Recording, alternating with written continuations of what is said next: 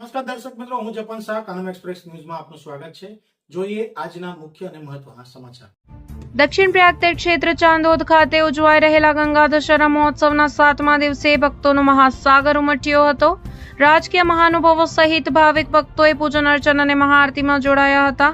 જનજનના ઉદ્ધાર માટે માં ગંગાજીના પૃથ્વી પરના આગમન અને તેની પાવન સ્મૃતિમાં અંદાજે 65 જેટલા વર્ષોની પરંપરાથી પ્રતિવર્ષ જેઠ સુદ એકમથી જેઠ સુદ દશમ સુધીના દિવસોમાં વડોદરા જિલ્લાના તીર્થક્ષેત્ર ચાંદોદના પ્રસિદ્ધ મલ્હારરાવ ઘાટના કિનારે 10 પ્રકારના પાપોમાંથી મુક્તિ આપનારો 10 દિવસીય ગંગા દશેરા મહોત્સવ ઉજવવામાં આવે છે। ચાલુ વર્ષે 17 મેથી પ્રારંભ થયેલો આ મહોત્સવ 25 મે સુધી મનાવવામાં આવશે। ત્યારે આ પાવન પર્વના 7મા દિવસે શનિવારના રોજ ગુજરાતભરમાંથી ઉમટેલા હજારો ભાવિક ભક્તો સહિત પાટલાદના ધારાસભ્ય અને વડોદરા જિલ્લાના સહપ્રભારી રાજ્યકક્ષાના મંત્રી નાણાં વિભાગ પોલીસે હાઉસિંગ જેલ સંબંધી કમલેશ પટેલ, ડભોઈના ધારાસભ્ય શૈલેષ મહેતા, આઈપીએસ લીના પાટીલ, ગુજરાત રાજ્ય યોગ બોર્ડ ઝોનના કોર્ડિનેટર રાજેશ પંચાલ, પ્રિન્સિપલ જજ છોટાઉદેપુર ડિસ્ટ્રિક્ટ SM ટાંક સહિતના મહાનુભાવો પૂજન અર્ચનમાં મહાઆરતીમાં જોડાયા હતા। શ્રદ્ધાળુઓથી ખીચોખીચ પ્રસિદ્ધ મલ્હારરાવ ઘાટ સંધ્યાગાળે અનોખો ભક્તિ મેળો જોવા મળતો હોય તેવો દેખાય છે। ચાલુ વર્ષે અધિક જેઠ માસ હોવાથી શ્રદ્ધાળુઓ ચાંદોદ ખાતે પધારી બેવડો લાભ મેળવી રહ્યા છે। નર્મદાજી ગંગાજી પૂજન, સ્નાન, મહાઆરતી સહિતના કાર્યક્રમમાં જોડાઈ ભાવિક ભક્તો નર્મદાજી અને ગંગાજી પ્રત્યે કૃતજ્ઞતા વ્યક્ત કરી ધન્યતા પામી રહ્યા છે।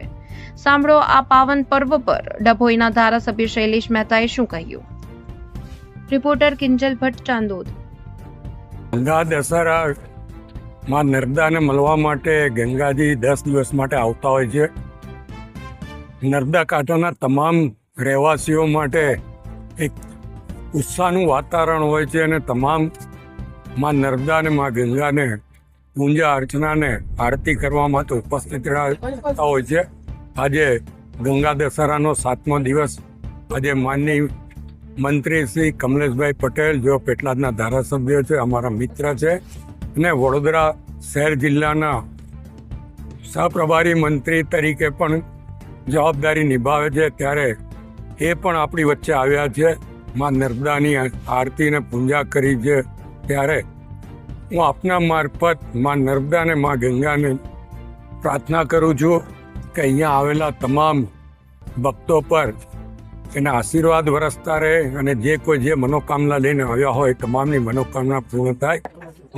અને જેમ તમે કીધું, નર્મદા કાંઠાનો વતની છું, સિનોરનો વતનો છું, એટલે આજ ગંગા દશેરાના પર્વે સ્વાભાવિક છે કે એક અનોખો આનંદ હોય છે દિલમાં। અને દર વર્ષે જ્યારથી અહીંયાનો ધારાસભ્ય બન્યો છું, આજે આ 9મા વર્ષે પણ અહીંયા પૂજા અર્ચના આરતી કરી છે। ત્યારે હું તમામ ચાંદોદના નગરવાસીઓને પણ ખૂબ ખૂબ આભાર અને અભિનંદન આપું।